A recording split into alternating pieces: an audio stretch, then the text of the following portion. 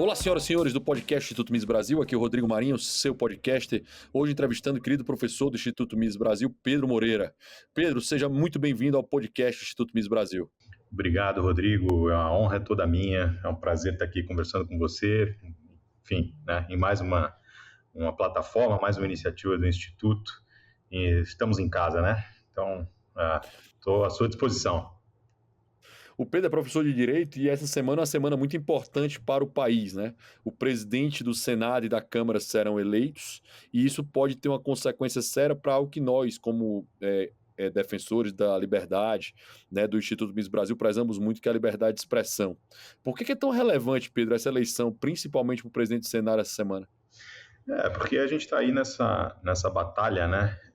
Ou pelo menos assim, assistindo com perplexidade pelo menos nos últimos, acho que últimos 4 anos, né, em que esse inquérito no Supremo Tribunal Federal está aberto, um inquérito bastante controverso. Tenho acompanhado diariamente, Rodrigo, seu trabalho, um trabalho sério, um trabalho jurídico, um trabalho técnico, de analisar essas decisões do Supremo, e ele tem causado, embora muitos juristas acabem silenciando por várias razões, até compreensíveis, né, tem causado perplexidade. Se você conversa com as pessoas em geral, né, juristas, mesmo não alinhados ao liberalismo, mesmo avessos, por exemplo, ao governo anterior, ao governo Bolsonaro, críticos do governo Bolsonaro, eles sabem, no fundo sabem, que há muitos problemas com esse inquérito. Então, nós estamos assistindo isso há 4 anos, mas o parlamento até agora não deu qualquer tipo de resposta. E na minha visão, o parlamento foi vencendo, agredido, tendo as suas competências usurpadas, né, pelo avanço do Poder Judiciário e principalmente pelo avanço do Supremo Tribunal Federal. E nesse inquérito especificamente, né, e em todas as decisões, nos inquéritos, digamos assim, satélites, né, que existem também, não é só um, mas tem os satélites, tem algumas decisões, tem agora uma DPF, etc. As competências do parlamento têm sido, na minha opinião, vilipendiadas. Então, quando você tem a oportunidade de, pelo menos, oxigenar a presidência do Senado, não, Rodrigo, que eu acho, viu, que eu tenha muita esperança verdadeira. Eu ando num momento assim um pouco cético em relação às possibilidades que podem sair ali do parlamento. Mas eu acho que é a nossa trincheira, né? Se a gente valoriza a liberdade, respeita também a democracia, é preciso pressionar o parlamento e é preciso ter alguma esperança de que, mudando ali as engrenagens e principalmente o comando, acabe essa postura leniente, né, subserviente em relação ao Supremo Tribunal Federal, que me parece que o senador Rodrigo Pacheco acolhe, representa, né, chancela. O parlamento hoje pode ser chamado, na tua visão, de subserviente ao Supremo, aos poderes? É um poder que, na realidade, principalmente o Senado é a representação dos estados, né, na nossa teoria constitucional, pelo menos, e a Câmara, no nosso sistema bicameral, né? Bicameral é quando eu tenho Senado e Câmara, né, que é uma inspiração americana. Ele é subserviente a outros poderes? Ou, na realidade, ele deveria ser o poder maior? Deveria ser, sem dúvida nenhuma, o poder maior, poder mais representativo da vontade popular. Deveria ser consciente do tipo de poder político que está nas suas mãos, que deveria estar nas suas mãos, mas por uma série de razões, eu considero o poder legislativo hoje um poder que eu não sei se é subserviente exatamente ao poder judiciário, no caso do Congresso Nacional, ao Supremo Tribunal Federal, mas parece que há uma cultura, eu não sei se você visualiza isso também, mas parece que é uma cultura de que é preciso governar todo mundo junto, tá?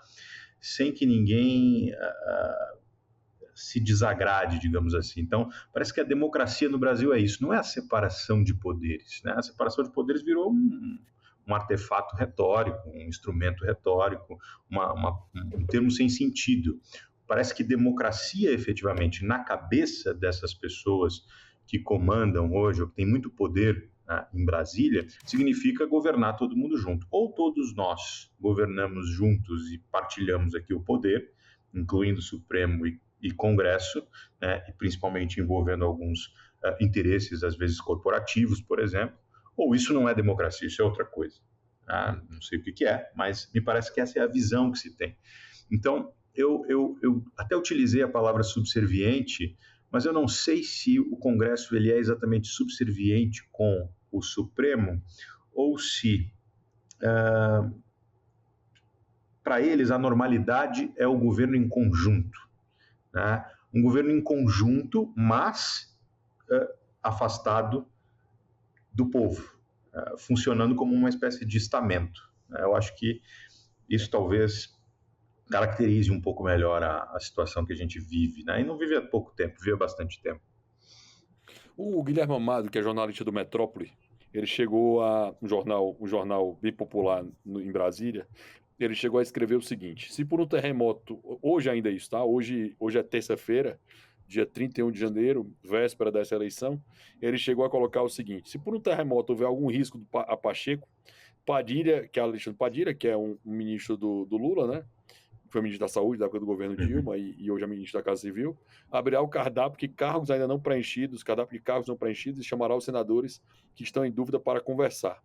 Aí continua, né? Que aí piora bastante. Aqui já é o previsível essa primeira parte, né? Mas a segunda é temerária demais. Apesar de eu achar a primeira já temerária. E no ainda mais improvável cenário de terra arrasada, em que cargos não seriam capazes de captar voto, ministros do Supremo também estão dispostos a chamar alguns senadores para conversar. O diálogo que se daria em outros termos, claro. Que diabos o cara quer dizer com um negócio desse, bicho? Assim, é um jornalista falando que há uma ameaça velada aos senadores para isso. Nós tivemos essa semana também a informação da mídia que o Alexandre de Moraes estaria ligando para os senadores para votar no Alexandre Pacheco, até onde eu sei, o artigo 36, inciso 3 da lei do impeachment diz que não pode haver função política partidária por parte dos ministros supremos. O devido processo legal foi para as cucuia, né? Assim, foi para o espaço, essa ideia de Estado de Direito, Império da Lei, né? Tão relevante para Mises, para Hayek. Não, claro, para Mises, para Hayek, né? A ideia é porque tanto para Mises quanto para Hayek, a ideia do Estado de Direito, do Império da Lei, precisam ser vivenciadas, né? Experimentadas. Não é só você ter uma estrutura onde você tem um Supremo, você tem o Senado, você tem a Câmara, você tem a Presidência da República, você tem um Poder Judiciário, você tem a administração pública, etc. Toda uma estrutura formal. Mas essa estrutura precisa corresponder a determinadas funções. E quem ocupa os cargos, né, as posições dentro dessa estrutura, precisa entender por que essa estrutura funciona. Então, o que me parece é que essas estruturas não correspondem mais às suas funções, né? Ou elas exercem funções completamente atípicas à estrutura que foi montada. Por exemplo, um ministro do Supremo Tribunal Federal, o que ele é? Ele é um juiz. Ele responde também ao Estatuto da Magistratura. Né? O que se espera de um juiz? Imparcialidade, discrição, autocontenção, uma certa distância do poder político ordinário, da política do dia, né? E para isso ele tem uma série de garantias. Né? E veja, Rodrigo, que é interessante que todos os ministros do STF, quando atacados, justa ou injustamente, legítima ou ilegitimamente, mas quando atacados, invocam a sua condição de membros do Poder Judiciário. Né? Então, olha, estão atacando o Poder Judiciário, que é um poder assim, assim, assado, serve a isso, serve aquilo, serve aquilo outro. Bom, mas então eles querem, alguns deles, pelo menos, as prerrogativas da justiça, né? Os direitos, as garantias da magistratura, porque há muitas, entre elas a inamovibilidade, né? Agora para eles não, para o ministro supremo não, né? Mas um juiz em geral sim. Mas há várias garantias ali que permitem que o magistrado tenha mais tranquilidade para emitir suas decisões de maneira imparcial. Eles querem isso, mas ao mesmo tempo parecem fazer o tempo inteiro política, se aproximar da política. Então, acho que você percebe que há uma disfuncionalidade tremenda. Né? É um poder que fica o tempo inteiro dizendo assim: Rodrigo, Pedro, vocês têm que dizer que vocês amam o Supremo, ou que a instituição do Supremo é muito bonita, olha, a democracia, as instituições precisam ser amáveis antes. Né? E o Supremo hoje não é. eu não me lembro quem, até estava pensando nessa frase hoje mesmo, mas não me lembro qual foi o filósofo que escreveu isso, mas eu estava me lembrando disso, que as instituições antes precisam ser amáveis. O Supremo Tribunal Federal hoje não é uma instituição amável. Não há quem não perceba que existe uma politização excessiva, exacerbada do Supremo, às vezes até agressiva. Né? Então, o que me desses dois aí, desse tweet, eu acho, do Guilherme Amado, né? Eu acho que eu vi também do Metrópolis, o que me surpreende é a tranquilidade, é a normalidade com que se relata um negócio desse.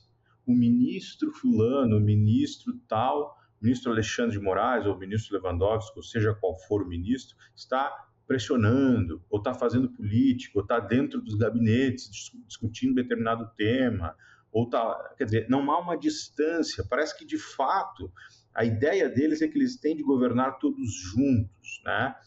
Como uma espécie de casta absolutamente distante, não só das funções que eles deveriam ocupar, mas do próprio interesse público envolvido naquilo ali. Então, eu sempre me surpreendi com isso, viu, Rodrigo? Eu vejo, por exemplo, na Folha, em algumas colunistas, em outros jornais, né, respeitados, muito esse negócio. Não é raro isso. Ouvi de um ministro do Supremo a opinião tal. Ministros do Supremo estão dando sinais de tal coisa. E nunca isso foi negado. O tribunal jamais foi a público, ou eles fazem tanta nota e emitem tanta nota para esclarecer tanta coisa, mas eu nunca vi uma nota ou um esclarecimento que resguardasse o tribunal da imprensa dessas notícias. Então, eu posso concluir que, de fato, alguns ministros alimentam a imprensa, né? Alguns ministros dão opinião sobre a política do dia, e, bom, não surpreende que alguns ministros possam efetivamente atuar nos bastidores para tentar favorecer uma outra candidatura dentro de uma disputa da Casa Legislativa que supostamente eles têm de controlar. Né? E essa coisa da. Isso não pode ser chamado de governo de coalizão, né? Porque, assim, é engraçado, eu já tive discussões em que as pessoas disseram que ministros do Supremo não são juízes, né? Isso é de uma disfunção tremenda, né? É engraçado que a maioria dessas pessoas, se eles fossem julgados por esse ministro, queriam que eles fossem juízes, né?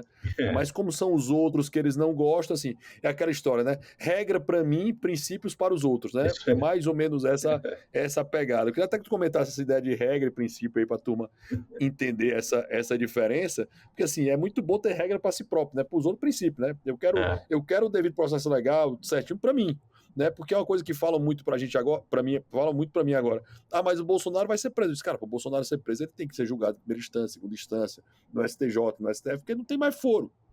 Assim como, aí eu falo assim, tipo Lula, igual o Lula, isso. entendeu? Lembra do Lula? Entendeu? Assim, por Demorou, que né? que é tão, Demorou. é, Teve entendeu? todo. Foi solto, né? Isso, mas teve primeira instância, segunda instância, todo mundo acompanhou, né? Em relação a essa história do princípio, né? Você está falando por quê, né? Porque as cortes superiores ou as cortes supremas, elas lançam mão, porque elas estão numa posição de vértice, né? Às vezes elas desempenham uma função meio que de alta política, né? Então elas lançam mão, às vezes legitimamente, às vezes ilegitimamente, de princípios que estão ali na Constituição, como liberdade, dignidade, enfim, né, igualdade, etc. Mas, são princípios, esses princípios são cláusulas completamente abertas. São cláusulas, na verdade, político-morais. Né? Então, se eu eu não posso. Pergunta para um cidadão comum: você quer ser julgado como? Você quer que o juiz te julgue segundo a noção dele de justiça, de liberdade, de igualdade? Não. Você quer que ele julgue você segundo um conjunto de normas ali, de regras mais ou menos estabelecidas e claras, né? Que te deem a segurança e a previsibilidade de qual pode ser o seu julgamento, ou de que direito você tem ou não. Né? Então, o problema do princípio, na verdade, que foi uma coisa completamente foi banalizada no Brasil e utilizada de qualquer forma, é que se eu julgo conforme um princípio, a partir unicamente de um princípio, a defesa da liberdade, a defesa da democracia, a defesa da igualdade, etc., eu não tenho mediação Eu, na verdade, vou impor a minha concepção sobre aquele determinado princípio necessariamente. Necessariamente.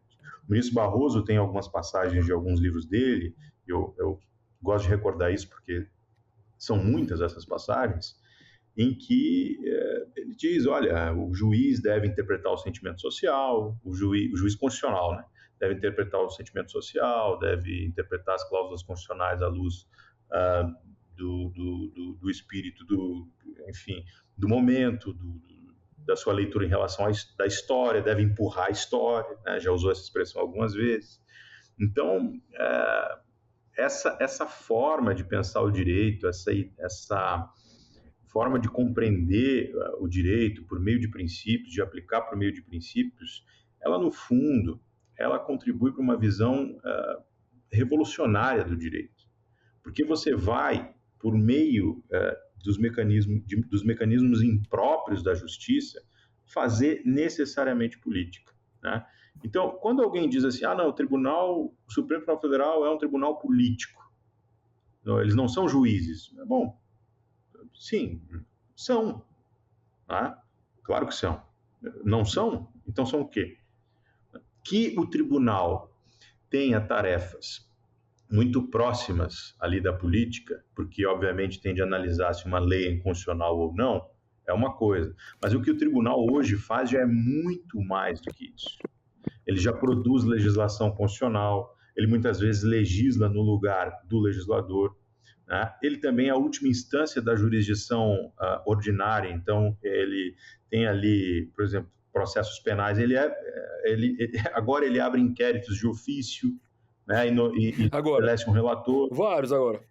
Ele prende gente que não está nem em invasão agora, está se manifestando. Coloca agora você imagina esse poder no âmbito do direito penal a partir de princípios, com essa mentalidade dos princípios, essa mentalidade de empurrar a história. Eu tenho à minha disposição o direito penal, eu tenho à minha disposição uma mentalidade, né? Eu tenho em mim uma mentalidade que tem a ideia de que eu vou melhorar o mundo e empurrar a história, enfim, e como é que fica o indivíduo? O indivíduo fica como se fosse uma espécie de sujeito da ordem jurídica, de objeto do Estado, alguma coisa nesse sentido.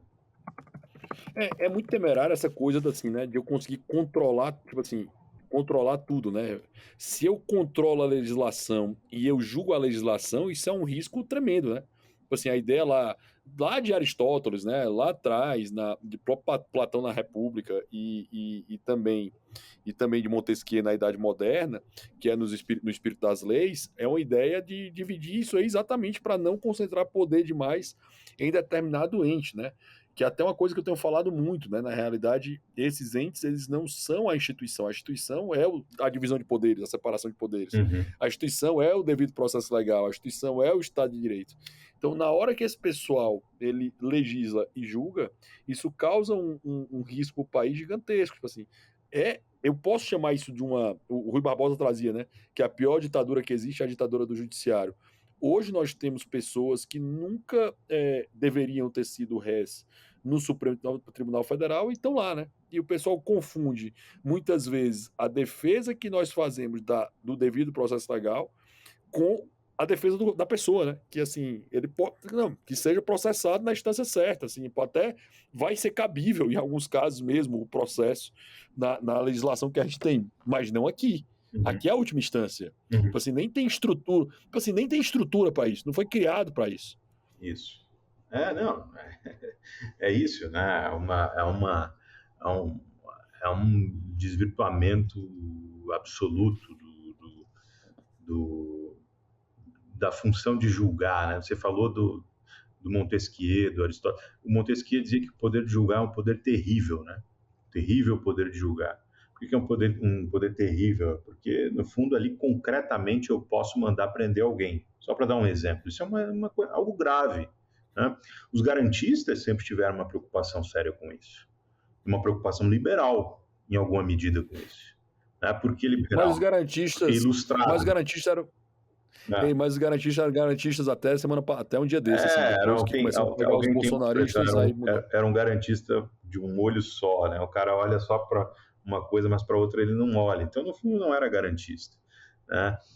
Porque, na verdade, uma concepção adequada de garantia, né, é uma concepção que entende que utilizar o direito penal para fazer justiça, para eliminar uma visão de mundo, não te parece, a mim me parece, eu tenho pensado sobre isso, mesmo os quebra-quebra que teve em Brasília, a situação de vandalismo, né, teve em Brasília no dia 8 de janeiro, e que eu não conheço não conheço ninguém assim do meio jurídico que não tenha efetivamente condenado isso, de direita ou de esquerda. As pessoas em geral condenaram isso. Não foi um bonito episódio da nossa história. Agora, até que ponto essa escalada de concentração de poderes, até que ponto o uso exacerbado do terrível poder de julgar, como dizia o Montesquieu, não produz algo como não contribui para produzir.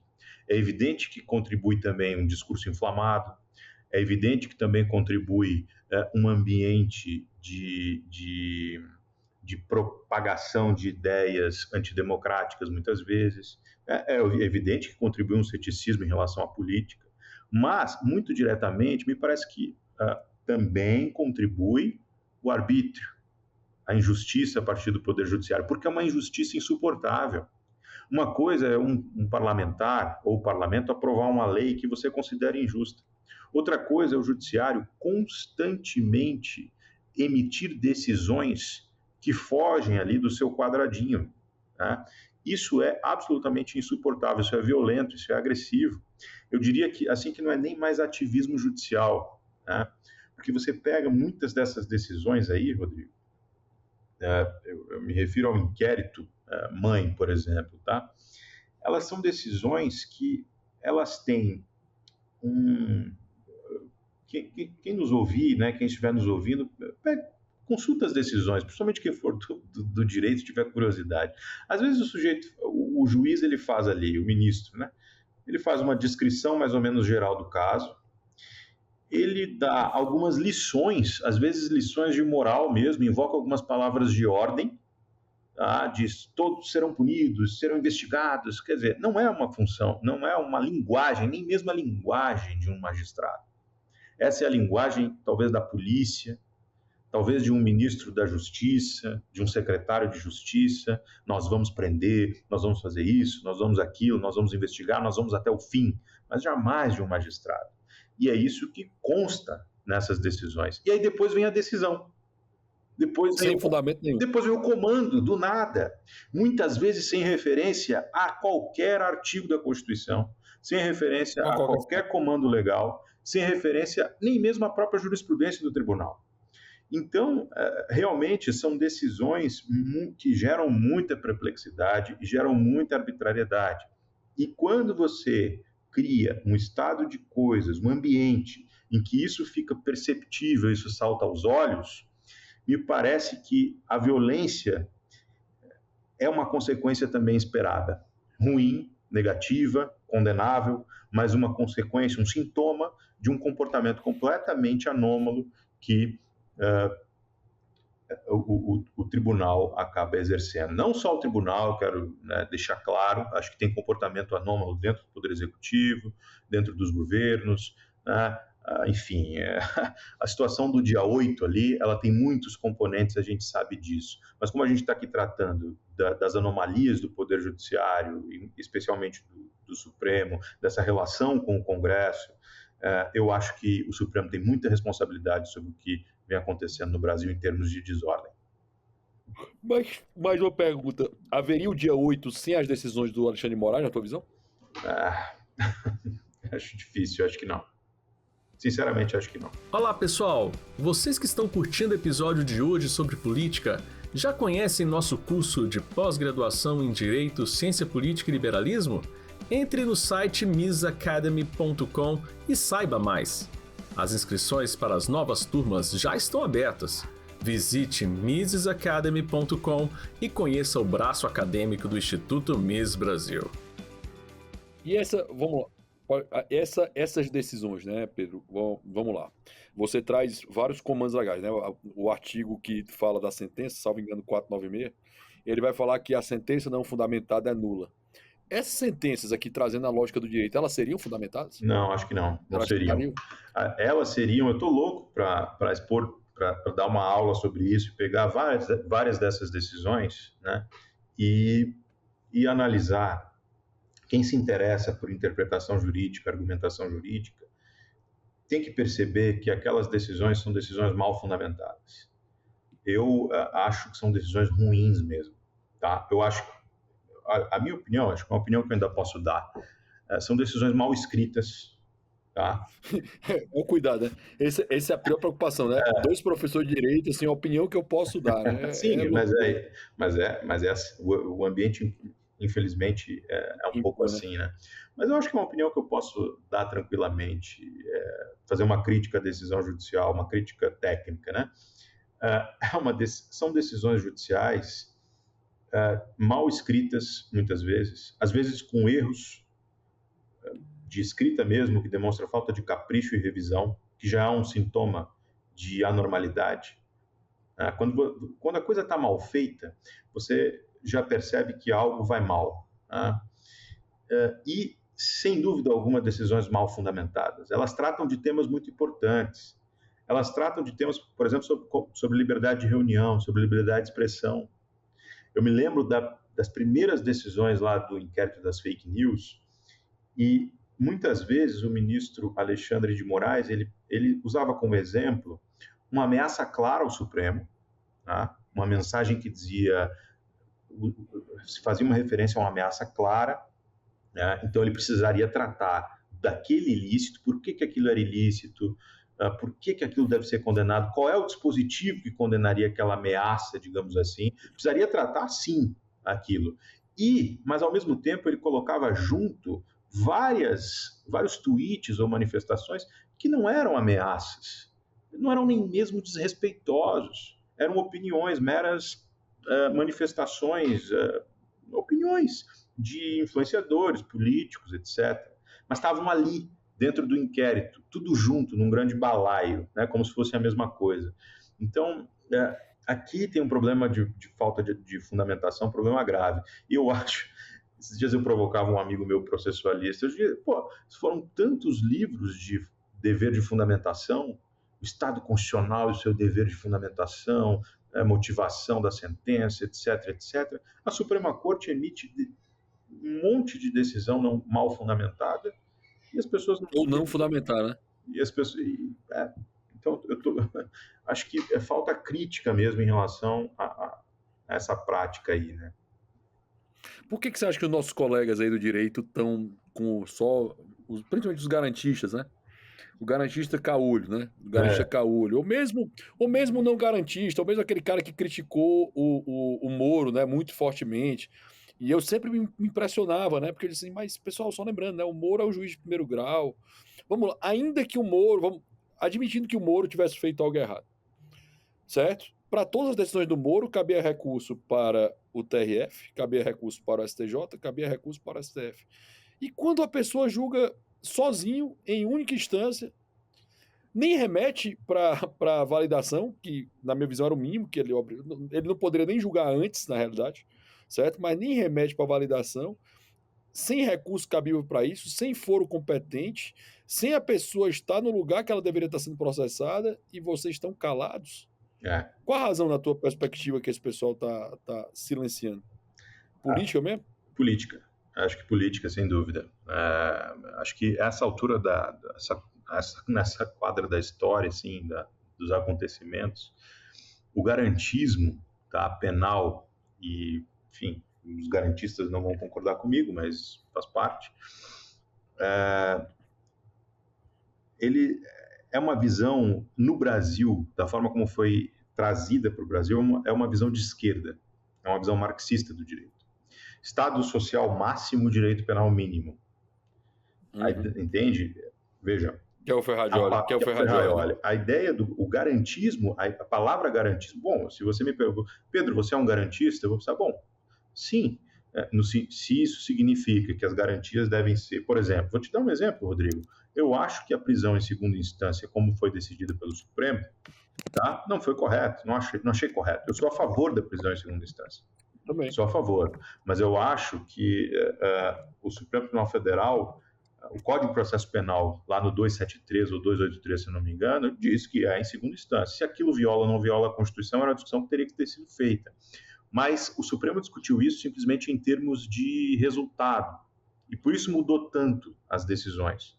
Foram, acho que, 4 decisões diferentes. Isso também gerou insegurança, gerou injustiça.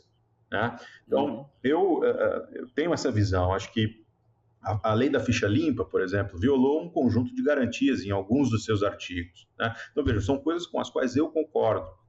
Às vezes, essas coisas pegaram políticos dos quais eu não gosto. Mas eu acho que a gente precisa ter um pouco a responsabilidade de dizer, olha, isto aqui fere determinadas garantias, isto aqui não e tal.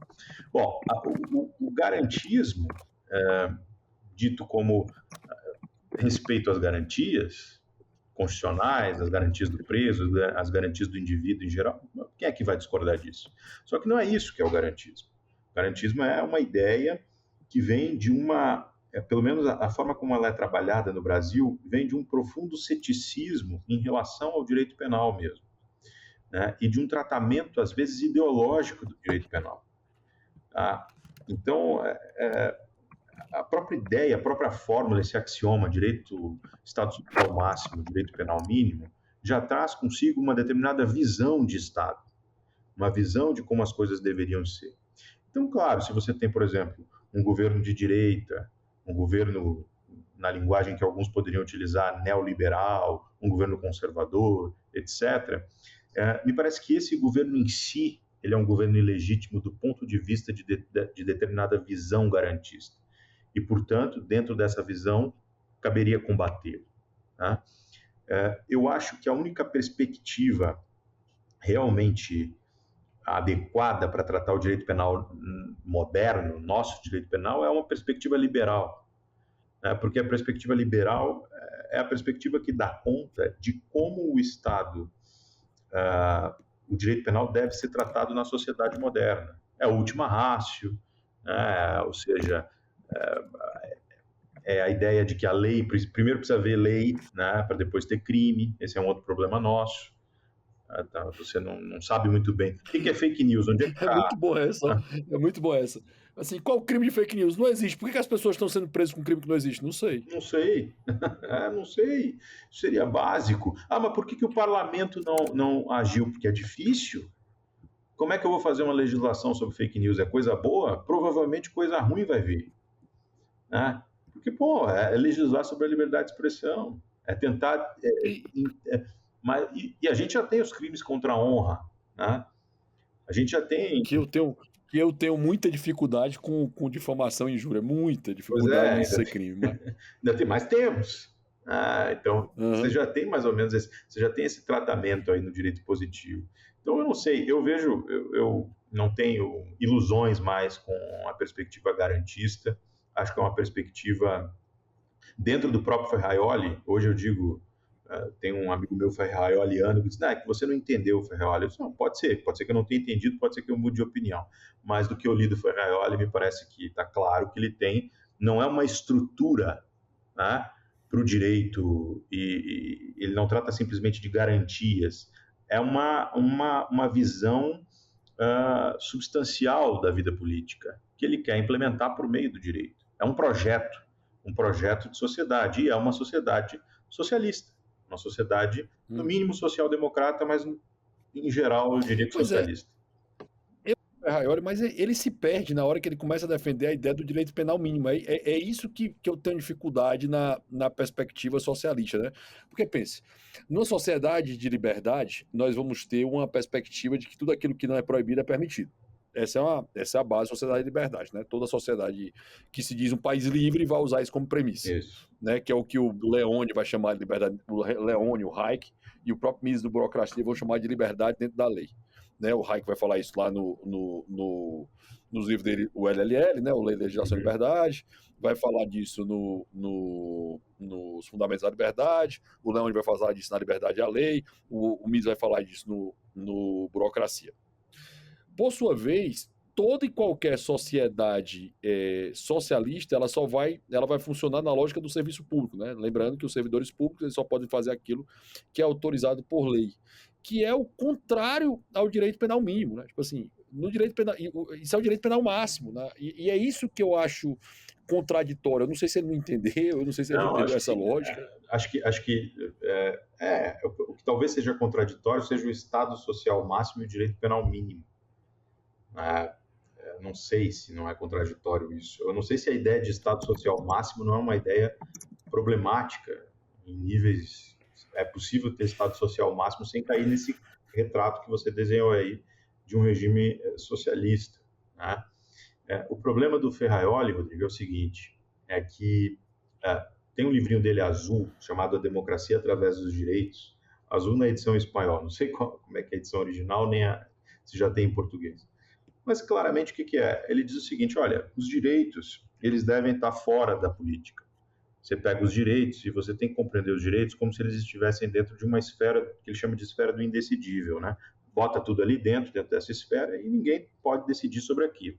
Ele diz, não pode decidir o poder político e nem os poderes selvagens do mercado. É assim que ele define o mercado. Quando ele define o mercado assim, você já percebe que ali é um componente. E se você pegar muitos autores garantistas brasileiros, o componente antimercado, anticapitalista, ele é perene. Tá? Então você já precisa desconfiar se aquilo é uma teoria do direito ou uma teoria do direito penal adequada para tratar de uma sociedade pluralista. Isso aí, o estudante ou o professor já precisa desconfiar. Por quê? É uma teoria socialista do direito penal, né? Ou pelo menos se pretende. Então, quando você pega essa ideia do Ferraioli de retirar os direitos do mundo político, você se pergunta, bom, mas tudo bem, mas ele está falando de quê? Da proibição da tortura? Ok, proibição da tortura é algo que nós, nessa quadra da história, né, já aceitamos como inaceitável. Então, não pode vir aí um legislador que diga, olha, não, a partir de agora a gente aceita a tortura. Direito de propriedade, é com isso que ele está preocupado? Com o que ele está preocupado? Né? Ele está preocupado. Se você pega uma outra parte do livro, ele diz assim, olha, dentro dessa esfera devem estar alguns direitos, como o direito ao aborto, a proibição das armas, né? O direito aos fármacos, direito a qualquer fármaco, um direito universal à saúde, né? E mais alguns dois ali que eu não me lembro bem. Então, você tem uma concepção progressista e, no final do dia socialista de mundo, que ele tenta retirar da política, que ele tenta trazer para um mundo pré-político, como se não fosse assunto a deliberarmos no parlamento sobre aborto, sobre drogas, sobre armas, sobre isso, sobre aquilo. Não. Então, ele tenta usar a teoria do direito para dizer, essa discussão não era para estar no parlamento, claro. Isso já era para ser um direito garantido, né? O mundo ideal dele é um mundo em que essas questões elas são constitucionalmente garantidas por meio de instrumentos de garantias e que nem o mercado pode discutir e nem os poderes políticos podem discutir. Na minha visão, é uma compreensão autoritária da vida política. Por quê? Porque ele não entende que existem liberais e conservadores, por exemplo, que dividem o mundo político legitimamente dentro de uma comunidade, que discordam dessa visão. E que, portanto, eu não posso construir uma teoria jurídica, né, com esse nível de... uma teoria jurídica de um olho só, que queira proteger uma visão e não outra. É uma teoria de política, é uma teoria do direito com visão de mundo. Outra coisa que a gente ouve muito, né? Tu é um pouco mais jovem que eu, mas uma coisa que eu ouvia muito no direito é que no direito não tinha ideologia, né? O direito não tem ideologia. Cara, essa é uma das maiores mentiras contadas e recontadas na história do direito, né? Assim, as pessoas têm viés e o pessoal esquece disso, né? E o viés do direito, né, que é o que eu falo muito assim, o pessoal diz assim, o direito é de esquerda, eu respondo, o direito é estatista. Há muito interesse no tamanho do Estado para quem faz direito, né? Assim, é um mercado tremendo para quem, tipo assim, o maior incentivo de alguém fazer direito é que o Estado seja grande. Não, sim. Eu acho que principalmente no Brasil, né? No Brasil, realmente, o direito... Eu acho que o direito... todo mundo tem a sua ideologia, ou pelo menos uma visão de mundo, né? Eu tenho, você tem. Quando a gente dá aula, isso eu acho que a melhor coisa é deixar que isso transpareça de alguma forma, ou pelo menos você se policiar para não ser desonesto, né, com as pessoas que você com quem você está trabalhando. Né? Acho que fica muito. Mas mesmo quando isso se reflete, Rodrigo, nas nossas escolhas, naquilo que eu quero ler, né, no tipo nas coisas nos livros que eu vou comprar, na bibliografia que você vai passar para os alunos, é o que você, como professor, por exemplo, você acha que o aluno deveria ler. Isso passa um pouco pela sua vivência. É óbvio que tem coisas com as quais eu não concordo que também os alunos devem ler, né? E, portanto, também há uma obrigação aí do professor de se desideologizar um pouco e entender que não é simplesmente a visão dele que ele tem que passar, ele está dentro de uma tradição que conversa com outras tradições e, portanto, ele tem que conseguir passar para o aluno um certo diálogo entre isso tudo, né? Então, essa ideia de que o direito... Agora, sem dúvida, né, pensando não na função do professor, mas na questão do direito mesmo, eu vejo o direito como a existência do direito é ordem. Eu vejo como o Hayek vê o direito. Acho que o Hayek vê o direito como ordem espontânea, né? Mas como ordem, tá? Por que como ordem espontânea? Porque não sei se você está em Fortaleza, se você está em São Paulo, onde é que você está, mas em São Paulo. Onde quer que você esteja, se está em São Paulo, lá em Fortaleza, eu estou em Porto Alegre, existe uma ordem que nasce, que brota mais ou menos espontaneamente aqui nas nossas comunidades. Mas primitivamente também existia essa ordem. É uma ordem mais ou menos natural de como as pessoas vivem e que tipo de costumes e hábitos elas têm e o que elas esperam umas das outras. Isso é a ordem espontânea. Mas veja, ela é espontânea porque ela nasce a partir dos indivíduos e não a partir da mente de um planejador. É por isso que ela é espontânea. Mas ela continua sendo ordem. E a função do direito é manter esta ordem espontânea. É isso que o Hayek dizia. Preservar esta ordem espontânea. E não a ordem que nasceu na cabeça de um juiz constitucional, porque ele acredita que o direito nasce da Constituição para fazer um mundo melhor e construir um mundo de princípios de justiça, etc, etc, etc. Não. Para o Hayek isso era organização, não era direito. Né? Então, eu vejo o direito assim, eu vejo o direito como ordem. E acho que vale a pena ver o direito assim. Porque se for desordem, se for revolução, se for justiça para melhorar o mundo, etc., é outra coisa, não é o direito. É interessante essa coisa da ordem, né? Você pensa, né? A ideia de ordem espontânea do Hayek é que nada foi criado, né? Tipo assim, nada foi criado por uma pessoa.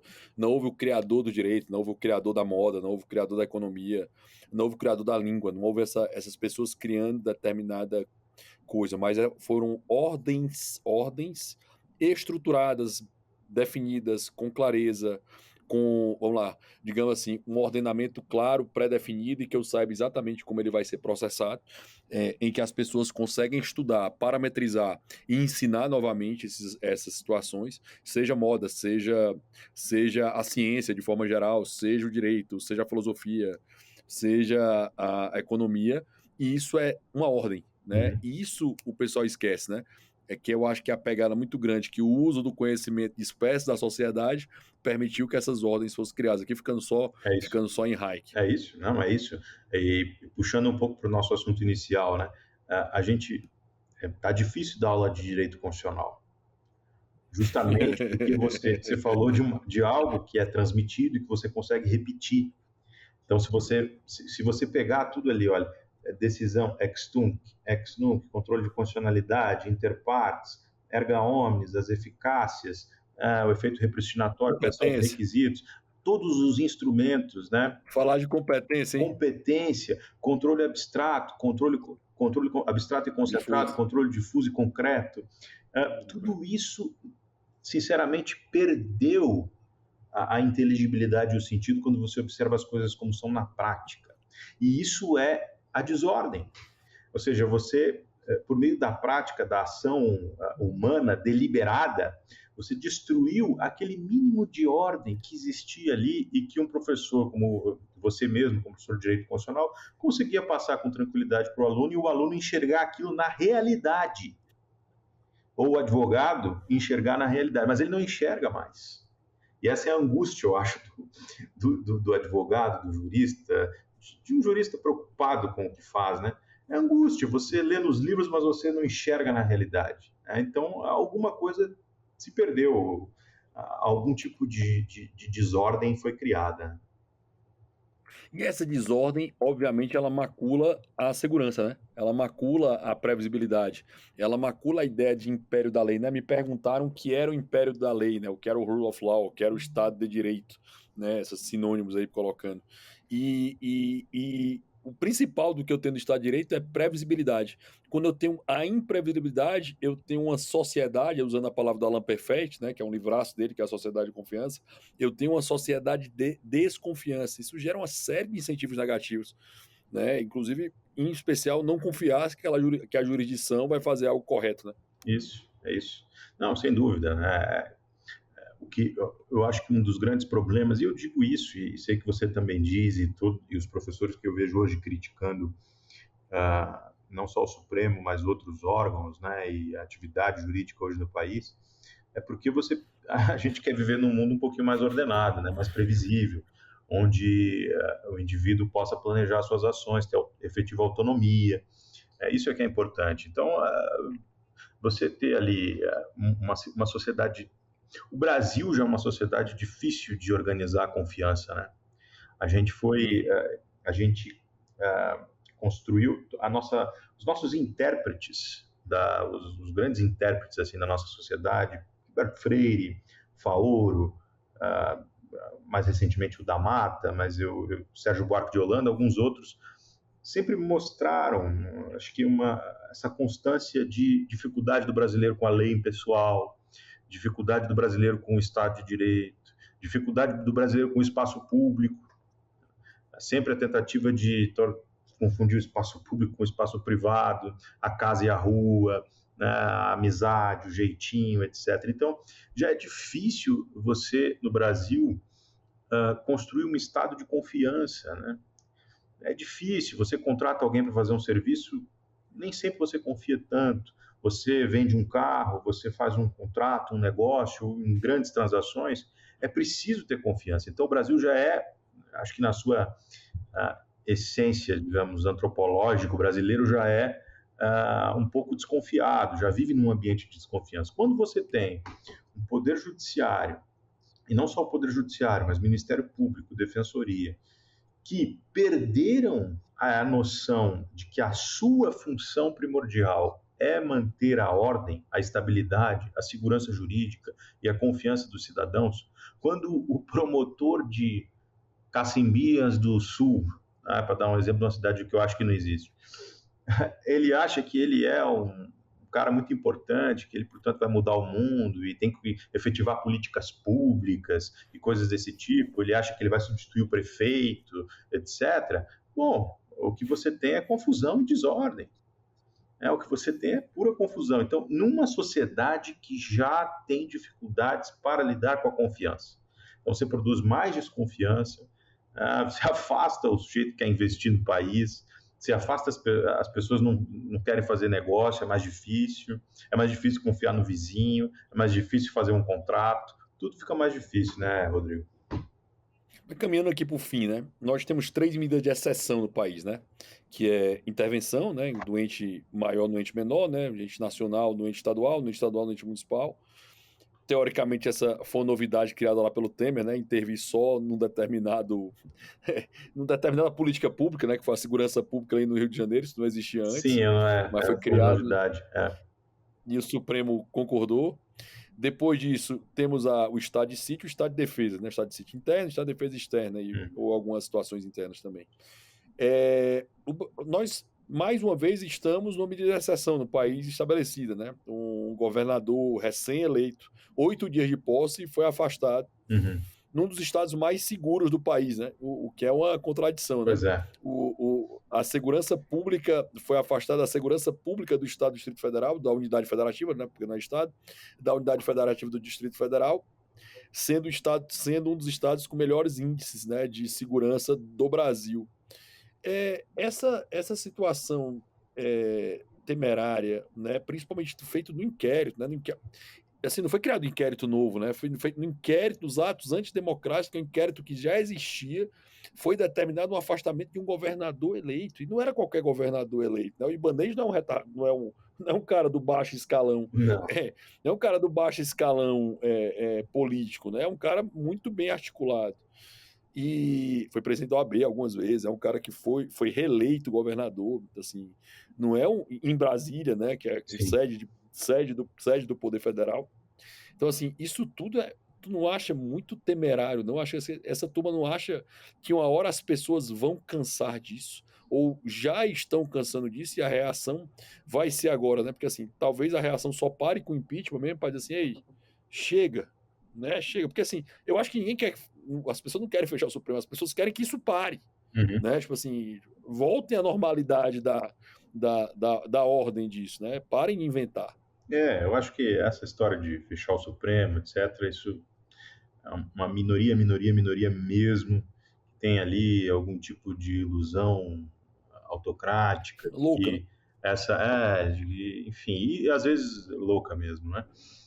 Mas as pessoas em geral, por mais que não saibam, não tenham às vezes os meios de manifestar, por isso a liberdade de expressão é tão importante, né? Porque às vezes o sujeito não tem o mecanismo, a inteligência, a forma, ele simplesmente desabafa, né? Ele expressa, mas ele precisa expressar.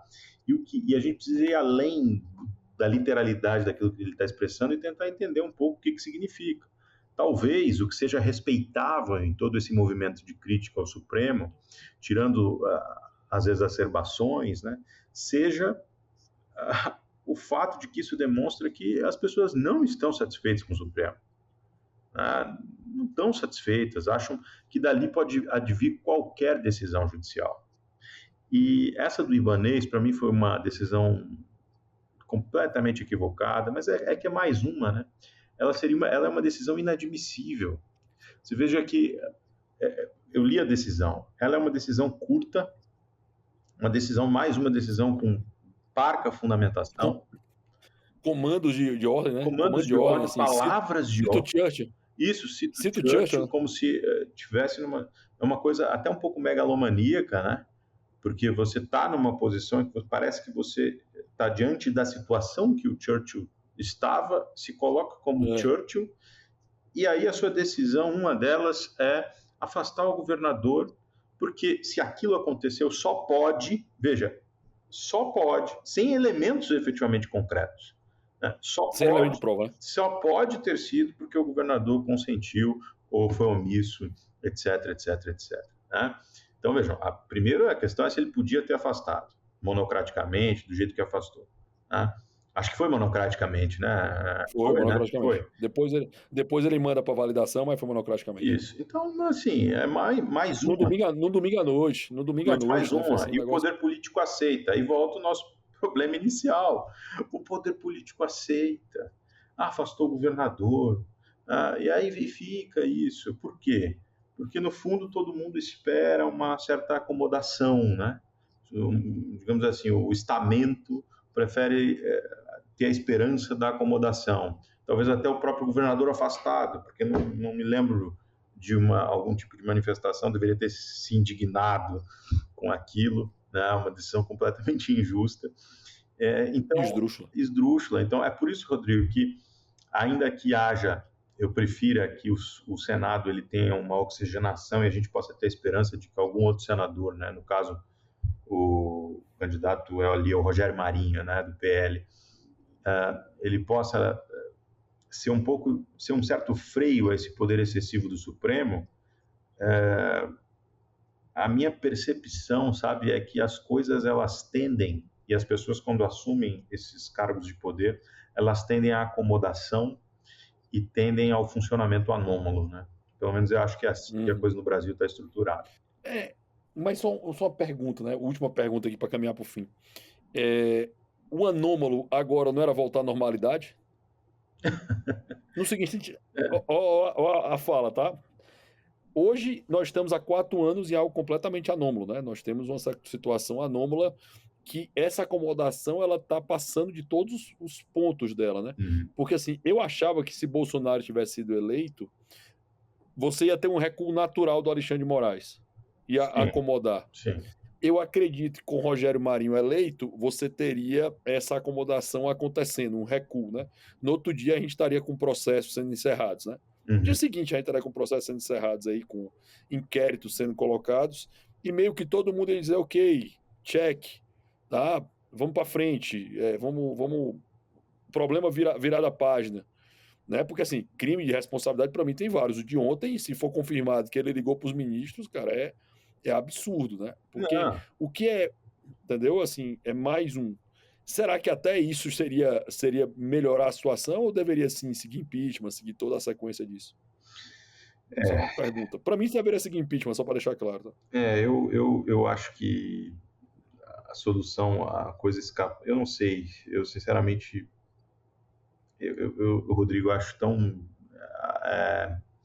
mínima a possibilidade de impeachment. Talvez a CPI, aquela CPI pudesse ser um instrumento em que as coisas viessem à tona, tivesse uma visibilidade fora do... Não que algo precise vir mais à tona, as coisas já vieram à tona, acho que as coisas estão muito claras, né? Isso que a gente está discutindo não é nenhum tipo... Nós não estamos fazendo aqui discutindo algo que não esteja claro. Essa é a tragédia do negócio. Acho que isso aqui está claro para o cidadão comum. Nós estamos discutindo direito, relações entre poderes, mas me parece que isso aqui, essa anomalia, está claro para o cidadão comum. Está claro que é anomalia. Está claro que é uma anomalia. Agora, eu realmente não sei responder a tua pergunta, eu não refleti ainda sobre isso. Se eu preferiria o impeachment ou uma certa acomodação, um recuo e vamos seguir a normalidade. Eu acho que eu preferiria, sem dúvida, aqui, respondendo rápido, o impeachment. Tá? Respondendo rápido, em termos, acho que isso, pelo menos, traria algum senso de justiça, os freios e contrapesos efetivamente funcionariam, porque eu acho que é uma medida dura a partir do parlamento e constitucionalmente legitimada que precisa ser tomada. Agora, se eu acho que vai acontecer, acho que não vai acontecer. Senhoras e senhores, esse foi o podcast do Instituto Mises Brasil, hoje com Pedro Moreira. Muito obrigado, Pedro, por essa oportunidade. Foi uma honra tê-lo aqui conosco, meu querido. A honra foi minha. Rodrigo, obrigado mesmo. Você é um cara que eu admiro muito, admiro o seu trabalho, nesse caso específico, mas, enfim, defendendo as ideias da liberdade em geral, no Instituto Mises. E estamos juntos aí, tá? Estou à disposição, a sua e do Instituto, e obrigado aí pelo convite. Pedro, um dos grandes professores que nós temos no Instituto Mises Brasil, uma honra tê-lo por aqui. Senhoras e senhores, qualquer reclamação, dica, sugestão, indicação de nossos próximos entrevistados, por favor, não deixe de entrar em contato comigo, @Rodrigo Saraiva Marinho. Um prazer e uma honra estar aqui com vocês. Muito obrigado e até a próxima.